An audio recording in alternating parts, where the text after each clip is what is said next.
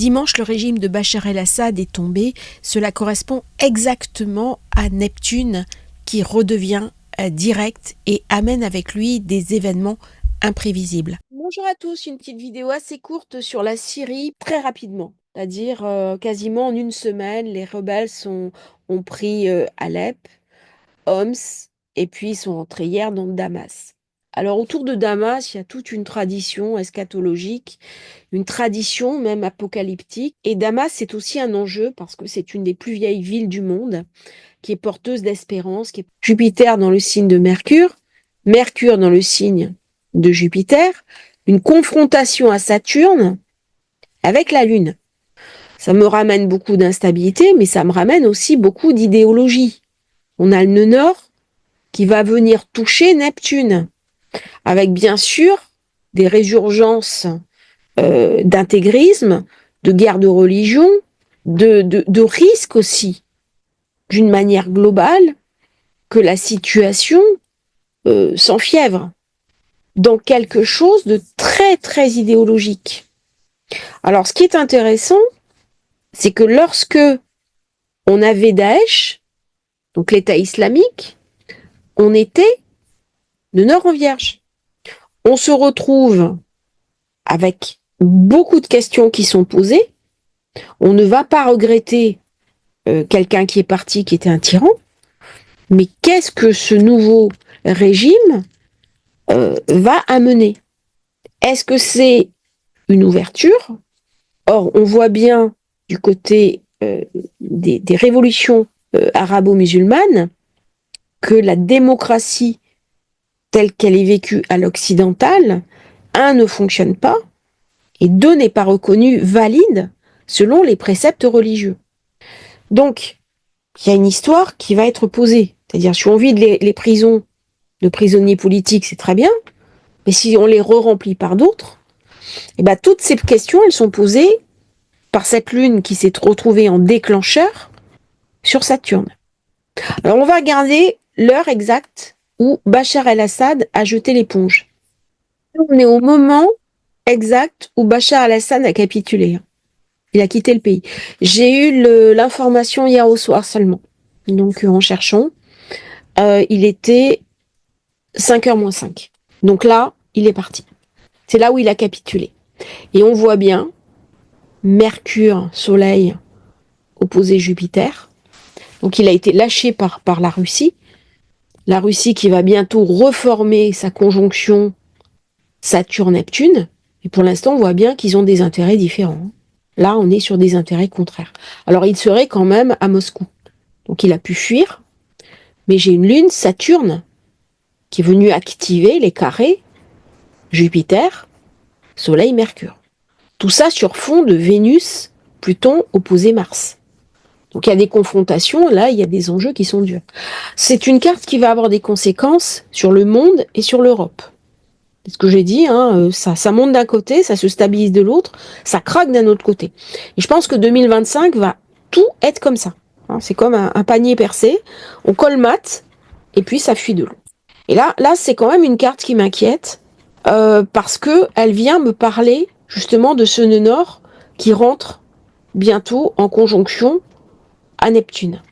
Et la conjonction exacte se fera dans le signe du Poisson, donc dans le signe de l'idéologie.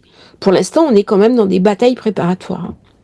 Là, on est quand même dans la zone arabo-musulmane, par Pluton. Pluton-Vénus. Alors, pour certains, il n'y a pas d'accord.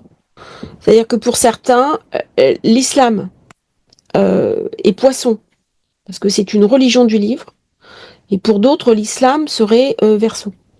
Donc, on va voir dans les temps qui viennent ce qui va prévaloir. Là, c'est le moment où la Lune arrive sur Saturne, elle déclenche les événements. On voit bien le déclencheur. J'en ai parlé dans la vidéo semaine dernière, que ça allait être une journée riche en rebondissements, en surprises internationales. J'ai parlé d'une grosse effervescence internationale. Bon, j'ai l'impression que Poisson est quand même très relié au Moyen-Orient.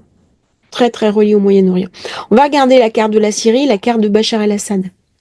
Alors là, j'ai aujourd'hui Et c'est dommage, j'avais oublié d'enregistrer la carte hier, j'étais un peu fatiguée et je me suis reposée. Mais j'avais la Lune qui était ici, au moment de la capitulation. Et donc j'avais Saturne sur Saturne, Lune sur Lune. Et ça, c'était très intéressant. Hein, parce qu'il a Saturne sur Saturne, Lune sur Lune. Et là, c'est exact.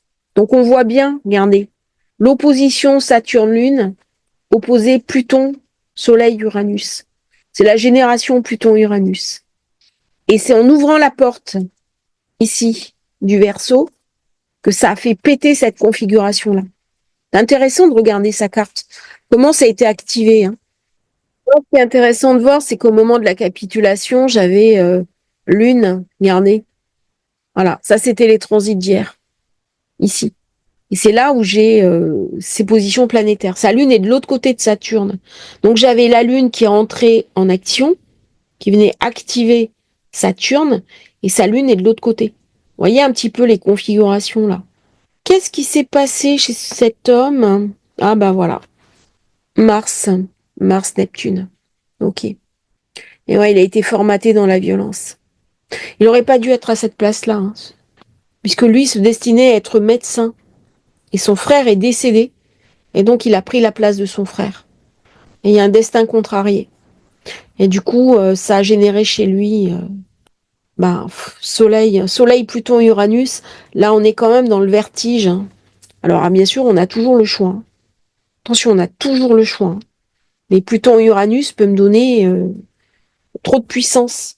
Et donc, je ne sais pas comment la gérer, surtout quand j'ai le Soleil à côté. On va regarder par rapport au thème de la Syrie. J'ai une carte sous réserve, parce que c'est toujours pareil, hein, on ne sait pas si oui, si non, mais il serait ascendant Scorpion, avec Neptune en 12, Mars, donc assez puissant, ce qui pourrait expliquer aussi ce côté euh, perdre le contrôle, ce côté confusion, où il est rentré dans une forme de folie sociale. Y a quelque chose qui se laisse complètement happer, et Saturne en 4, ce qui m'amène beaucoup de rigidité dans ma maison. Alors attention, ça ne veut pas dire si vous avez Saturne en 4 qu'il y a de la cruauté chez vous, c'est pas du tout ça, hein. Là, on est sur un thème très particulier d'une personne qui a eu les pouvoirs absolus, et comme on dit toujours, celui qui a le pouvoir absolu est tenté d'en abuser. Ça va me donner aussi, si on regarde bien les configurations en présence, Soleil, Pluton, Uranus, Mercure en zone 9, avec un Soleil en milieu du ciel, donc un leadership énorme, hein, l'ascension fulgurante, mais aussi un risque de chute énorme. Et on voit bien ce qui s'est passé avec Pluton qui rentre maintenant dans le Verseau, et surtout Saturne qui passe sur Saturne, en sachant qu'il a la Lune à 25, qui rompt à 20. Vous avez vu un petit peu? Ça, je l'avais pas vu sur la première carte. Là, ça m'a donné quand même des... Ben oui, ben oui. Saturne sur Saturne, il me prive de tout, hein. J'ai pas changé. J'ai refusé. Saturne en 4, il peut être très dur dans le refus du changement. C'est intéressant de regarder le thème d'une personnalité comme ça et de voir ce qui peut se passer. La série, j'ai plusieurs thèmes, hein. Ce qui est intéressant, c'est que j'ai la Lune à 14 degrés en Poisson. Donc il avait son Saturne sur sur la Lune de son pays, qui se retrouve donc en 8. Donc il y avait une transformation, qui était l'agent de la transformation. C'est parce qu'il a fait exactement le contraire. Au départ, il s'était méfié des milices de son père, qui était un homme quand même assez cruel. Et puis au bout du compte, voilà, quelque chose d'une fatalité dans le Poisson. Il y avait peut-être une peur aussi de ce qui lui arrive. Et la peur a pris le pas sur la réalité. Ascendant Cancer, alors ça c'est assez fou, parce que le 14 degrés, c'est Cyrus, c'est la protection. On voit bien l'importance de la Syrie sur la scène internationale, qui aurait dû être un pays phare du Moyen-Orient, et qui depuis quelque temps, malheureusement, est devenu la zone faible. Ça, c'est terrible, hein. Surtout avec un Saturne en 12, c'est dur, hein. Un pays un beau pays très ancien avec une belle culture. Saturne en 12, pas facile. Hein. Pluton à l'ascendant, pas facile non plus. Hein. Comme s'il y avait une espèce de fatalité. Et c'est ce qu'on craint d'ailleurs. Alors tout le monde dit oui, c'est très bien, c'est merveilleux. Mais y a quand même beaucoup de questions, d'interrogations, tout par rapport à la personnalité du nouveau leader. C'est pas sûr que alors le peuple au départ est très enthousiaste, hein, et c'est normal, et on peut être heureux pour lui, mais derrière, qu'est-ce qui va être proposé? Quel projet de société va être amené? C'est très intéressante. Hein. J'avais noté l'heure, donc à 7h28, à la télé, proclamation, prise de Damas. Donc là, on annonce le départ de Bachar el-Assad, les rebelles annoncent qu'ils se sont rendus maîtres de la ville, ascendant Sagittaire, regardez Jupiter comment il est positionné. Voilà, j'en avais parlé beaucoup de cette configuration-là, qui allait inverser les principes. Par contre, alors, comme je dis, moi je suis très en questionnement par rapport à ces configurations-là. Lune, Saturne, Neptune en zone 3. J'ai un Mars en 8. On a ouvert les prisons, mais on va pas tarder à les re-remplir. Hein. Vénus, Pluton, Mars. Là, pour moi, il va y avoir des purges. Hein. Et le nœud sud en 10, avec la lune noire, sur la zone la plus haute, il y a des choses troubles. Hein. De toute façon, pour qu'un groupe arrive à prendre un pays en une semaine, c'est qu'il y a des soutiens extérieurs. Voilà. Là, on les voit bien. Il y a de l'argent qui est arrivé de l'extérieur. Hein. Des finances. Pluton Vénus, qui s'oppose à Mars. Alors, on saura peut-être jamais qui les a soutenus, tout au moins pas pour l'instant. Il y a des configurations qui sont très belles, notamment sur Neptune-Uranus. Neptune qui vient à l'idéal. Hein.